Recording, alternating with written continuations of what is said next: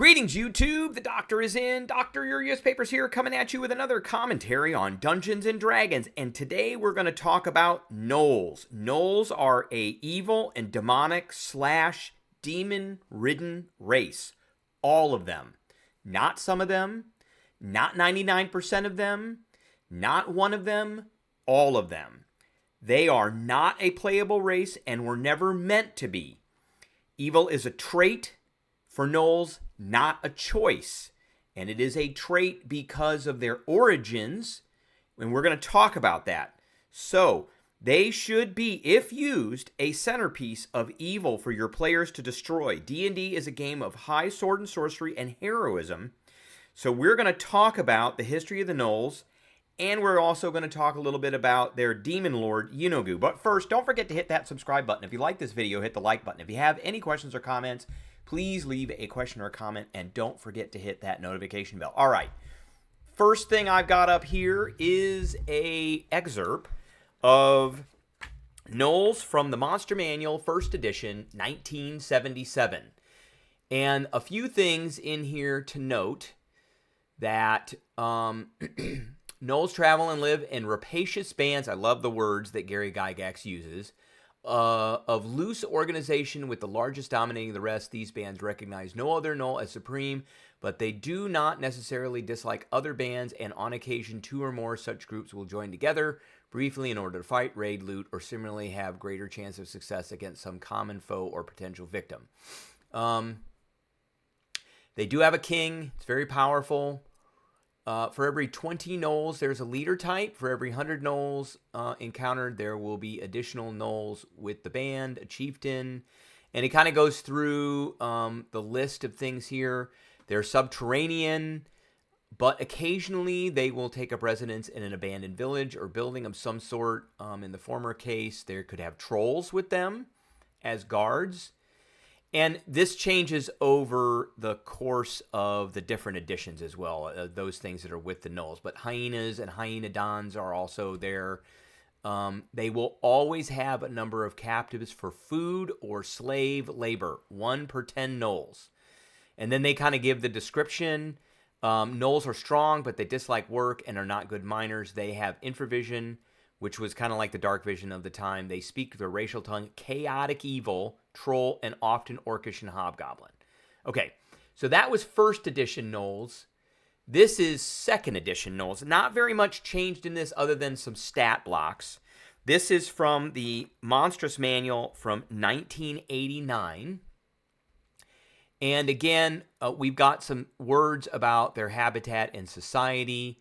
Gnolls are most often encountered underground or inside abandoned ruins. Well, first off, Gnolls are large, evil, hyena-like humanoids that roam about in loosely organized bands. And the word humanoid, which I believe is also used somewhere in the 1E, was a nomenclature that was used to describe evil races.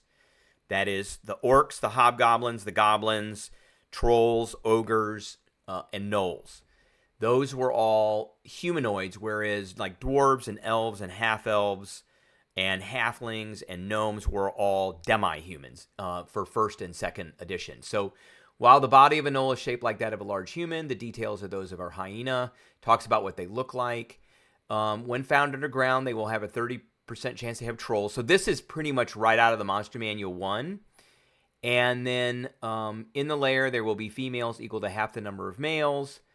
And Gnolls will always have at least 1 slave for every 10 adults in the lair and may have many more. So there's that. And then they will work together with hobgoblins, bugbears, ogres, and trolls. Now, they haven't started mentioning ghouls. That will come up later. Or demons. That will come up later as well. If encountered as a group, there must be a relative equality of strength. Otherwise, the Gnolls will kill and eat their partners. Hunger comes before friendship or fear, or be killed and eaten by them. So they dislike goblins, kobolds, giants, humans, demi-humans, and any other type. Remember, I told you what demi-humans are. So Gnolls eat anything warm-blooded, favoring intelligent creatures over animals because they scream better. They will completely hunt out an area before moving on. It may take several years for the game to return. When allowed to die of old age, typical Gnoll lives to be about 35 years. So we got a little bit more information here about Gnolls. But again, they are thoroughly, thoroughly evil. And they are chaotic evil in the alignment. Chaotic evil. And Flynn's, which were introduced in the Fiend Folio, which I believe came out in 1980. That, maybe 81. That was like the next monster book to come out for Advanced Dungeons & Dragons first edition. Flynn's were in that. So Flynn's are a variety of, still very evil, still much carnivores. They're all about eating, hunting and eating. They're very voracious, just like hyenas. All right, this is the Gnoll from the Monster Manual 3.5, which was roughly 2003. The 3.01 came out in around 2000, 2001. So here we have the Gnoll. Gnolls are hyena-headed evil humanoids, again, with their alignment being usually chaotic evil. That was a new thing now, insinuating that some of them weren't chaotic evil. Gnoll stands 7 feet tall. Gnolls tend to think with their stomachs, and any alliance they make often fall... They make, usually with bugbears, hobgoblins, ogres, orcs, and trolls, often fall apart when the Gnolls get hungry. They dislike giants and most other humanoids, and they have a disdain for labor. They do not like bright light. Then they talk about their combat, and then on the second page, they talk about their society. So Gnolls are ruled by the strongest member, who uses fear, intimidation, and strength to remain in power. If a chieftain is killed, the strongest members of the tribe fight, and so on. They have priests. They have no true priests. And a banded tribe includes as many non-combatant young as their adults. No layers or fortified surface encampments or underground complexes. Gnolls take slaves. And any layer will have one slave for every 10 adults. That hasn't changed. Gnolls' favored class is the Ranger. Gnoll leaders are usually Rangers. Gnoll clerics usually worship Yrithnol, deity of slaughter. So that is if this was for NPC Gnolls who took character class levels. This is from the 4th edition Gnoll, and this is basically it. They had, it was stat blocks mostly, but they had this one little excerpt of the Gnolls itself from 4th edition. Gnolls are feral, demon-worshipping marauders that kill, pillage, and destroy. They attack communities along the borderlands without warning and slaughter without mercy, all in the name of the demon lord Yeenoghu. So, again, thoroughly evil. There is no question about that. So now we get to 5th edition, and we start here with Gnolls from the 2014 Monster Manual. Gnolls are feral humanoids that attack settlements along the frontiers and borderlands of civilization without warning, slaughtering their victims and devouring their flesh. The origin of Gnolls traces back to a time when the demon lord Yeenoghu found his way to the material plane and ran amok. Packs of ordinary hyenas followed his wake, scavenging the demon lord's kills. Those hyenas were transformed into the first Gnolls, parading after Yeenoghu until he was banished back to the abyss. The Gnolls then scattered across the face of the world, a dire reminder of demonic power.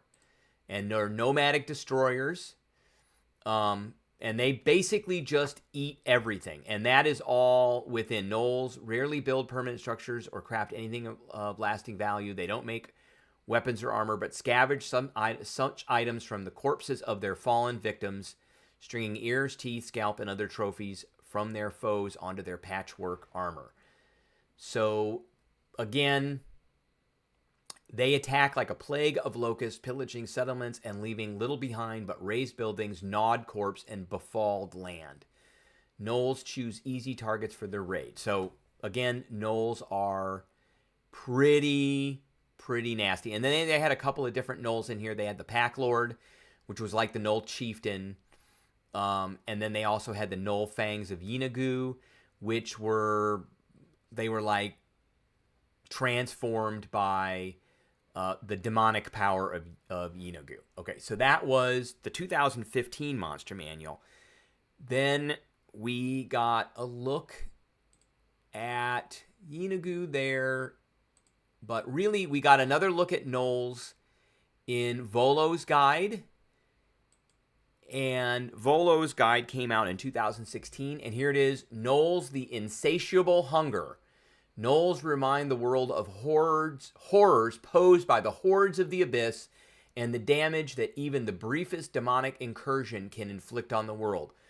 Whenever the demon lord Yeenoghu enters the material plane and goes on a rampage, he leaves a trail of corpses in his wake. As the lord of savagery despoils the land, packs of hyenas trail him, feast on the victims until dead flesh of Yeenoghu's prey leave them bloated and unable to move. Then in a shower of blood and gristle, the hyenas transform into Gnolls, which take up Yeenoghu's awful mission to kill and destroy anything in their path. And then they talk a little bit about Yeenoghu, the gift of Yeenoghu, non-Gnoll cultists of Yeenoghu, Gnoll tactics. So they seek only to kill and as much prefer to deal with weak, easy targets. They overwhelm the strong.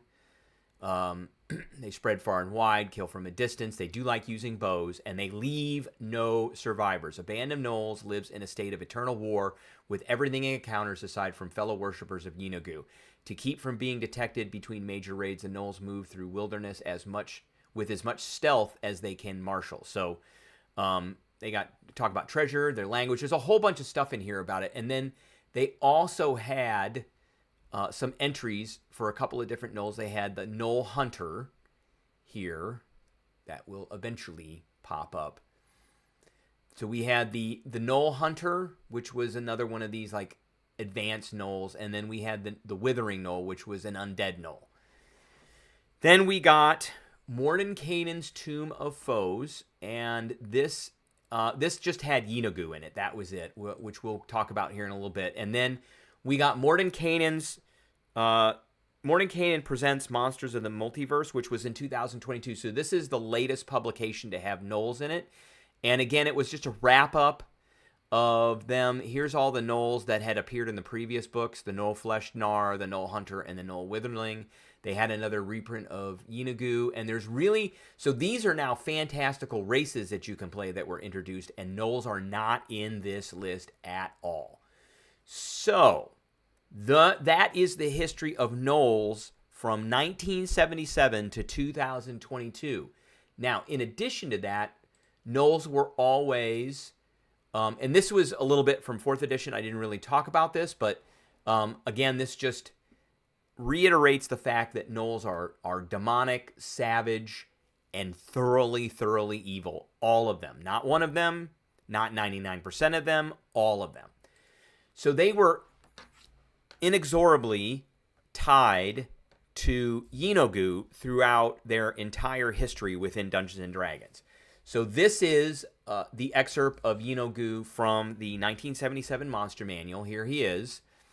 And he ranks among the demon princes. He's one of the most powerful and most feared, yada, yada, yada. He always has Gnolls with him. And he resembles a human in general form, but only at first glance. His head is that of a hyena. Just gives a description and gives all his powers. Not really a lot to give us very much about his background. Then we got our description of Yeenoghu in the Monsters of Mythology from 1992. So he did not appear in the Monstrous Manual in 1989. A lot of the stuff that came out in 2nd edition had, like, the word demon doesn't even appear in the Monstrous Manual, and neither does the word devil. They changed it to Tanari and Batsu. So, and that was, because of the satanic panic that was going on, and there was a lot of talk in Congress and with the government, the federal government, about lawsuits and regulating Dungeons & Dragons and a few other industries. So, TSR at the time, Gary Gygax left in 1986, and they came out with a 2nd edition in 1988 to 89, and they stripped a lot of that kind of demonic devilry stuff out because they were being afraid of being sued in that. So in the Monsters of Mythology from 1992, we get Yeenoghu, and here he is a Tanari lord dwelling in an exceptionally dismal and fetid layer of the abyss. So we don't see the word demon in here. He's a Tanari, and it gives some of his stats. and duties of his priesthood, and just talks a little bit about, his avatar and how to role play him. So that is second edition. Not a lot, but we do see him pop back up in third edition. This is from the Book of Vile Darkness, which was a 3.0 book, not a 3.5 book that came out in 2002. 3.5 came out in 2003. And Yeenoghu is a powerful, but not in the same league as Demogorgon. Yeenoghu does control a layer of the Abyss, which he creatively calls Yeenoghu's Realm. There he hunts lesser demons and other creatures. One success that Yeenoghu achieved long ago was his subjugation of the demonic entity that calls himself the King of Ghouls. So this is the first time we're hearing about this. Once a vassal of Orcus, the King of Ghouls controlled his own minor layer of the Abyss. Yeenoghu's Gnoll horde invaded and conquered the lair and its ruler. The King of the Ghouls swore fealty to Yeenoghu and pays homage to him even to this day. The abyssal lair, however, was lost to Yeenoghu because he did not command an army vast enough to defend it, and the lair he already occupied. The King of the Ghouls rules there again, but he is a vassal of Yeenoghu now rather than a minion of Orcus. And so far, Orcus hasn't really paid attention to it. So that was the first introduction we got to Yeenoghu in third edition. And further, there was another book that came out in 2006, which was kind of the 3.5 version of this. It was the Fiendish Codex 1, Hordes of the Abyss. So we got another iteration of Yeenoghu. And these stat blocks in 3.5 were huge. They were very crunchy. But it does give us some lore. Yeenoghu is the demon prince of Gnolls and demands the servitude of legions of ghouls as well. Rules the 422nd layer of the Abyss. He can call upon not only Tanari, so they're still calling him Tanari, but they started to bring in back the word demon in this, but also upon legions of ghouls and gnolls to aid him. The triple-headed flail Yeenoghu wields can deal punishing damage, yada, yada, yada. So, not savage and ruthless, Yeenoghu is the patron of all gnolls and commands the servitude of ghouls through the subjugation of the demonic king of ghouls. And again, here it talks about his subjugation of the king of ghouls. His greatest desire is to see the prosperity of his people, the Gnolls. He envisions a material plane dominated by his children, where elves and humans and dwarves and halfling are slaves at best and food at worst. Yet he realizes that all the Gnolls in the material plane could not achieve such a goal. As a result, he actively supports cults of other races who turn to him for support. So this talks about the cults of Yeenoghu and other races that worship him. And then it talks about his eternal war with Baphomet, who is the demon lord of monsters. So that is all of the third edition stuff. Then in the same book, the Hordes of the Abyss, Fiendish Codex 1, we got a little thing about Yeenoghu's realm. And there was a map. It talks about different places on the map itself. So this is the 422nd layer of the Abyss. Here's the map here. And it just talks about the different places of the area where he rules. And then it talks about realm encounters, so random encounters within. So you can get Flynn's, a Juggernaut, Terror Birds, escaped slaves stumble upon the PCs and ask for assistance. So obviously they were there. 12 hungry ghouls, abyssal ghouls, and 10 Gnoll slavers, and a Flynn taskmaster. So that was still very much up front in third edition. So then we go to fourth edition, and Yeenoghu shows up again, but he only shows up a little bit. In 2010, the Demonomicon was published, and it says, known as the Beast of Butchery, the demon god Yeenoghu commands the loyalty of Gnolls throughout the plains, although that brutish race stands at the heart of Yeenoghu's plans to one day forge an empire across the cosmos. The demon lord accepts any creatures as servants. The weakest of his faithful are treated as slaves, but those that can prove their mettle and their battle madness to Yeenoghu can rise high in service. So he wants total domination of everything, and particularly run by his Gnolls. Now, in 5th edition, we also get some stuff about Yeenoghu. So he first appears in Out of the Abyss, from 2015. And we get our first 5th edition picture of him. That's our first 5th edition, which I thought was pretty cool. That was done. Does it say who that was done by? It doesn't say here who the artist was, but I thought that was a pretty cool picture. It's got his stat blocks in it. Talks a little bit about his madness. Talks a little bit about his lair. And again, he's the Beast of Butchery. That came out of 4th edition, and it transferred over to 5th edition. He's 14 feet tall. He's a Gnoll Lord. And when the Demon Lord hunted across the mid-trail plain, pacifying his following his wake, those that ate of great Yeenoghu's kills became Gnolls. Same lore we got from 3rd edition. And then he didn't appear again until the tomb. He did not appear again here until we got Mordenkainen Presents Monsters of the Multiverse. So he appears here again in 2022. And this is the last. We got Gnolls and we got Yeenoghu in here. And again, it's basically just a repeat of what they have said earlier. They got the stat block, got the really cool picture, talks about his lair, his motivations, all of that. So all in all, in summary, Gnolls are still not a playable race. They should never be a playable race. They are a foe. They are an antagonist within the game. They are essentially the embodiment of demonic, fiendish evil. All of them, not one of them, not 99% of them, 100% of them are evil, and they're meant to be that way. And that is not a choice. That is a trait that is inherent within the entire race because of how they were made and who they worship. And I would say just because of their overall background and structure. And I think they're a good stepping point for heroism and high sword and sorcery for your games. That is what I got today. I hope everybody enjoyed, and I will catch everybody.